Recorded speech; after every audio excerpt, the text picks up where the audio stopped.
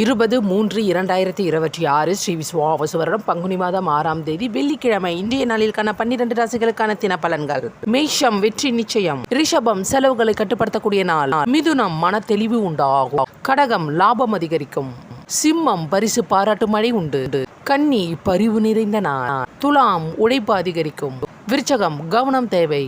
தனுசு நன்மை உண்டாகும். மகரம் பக்தி நிறைந்த நாள். கும்பம் உடல் நலத்தில் கவனம் தேவை. மீனம் உதவிகள் கிடைக்கும்.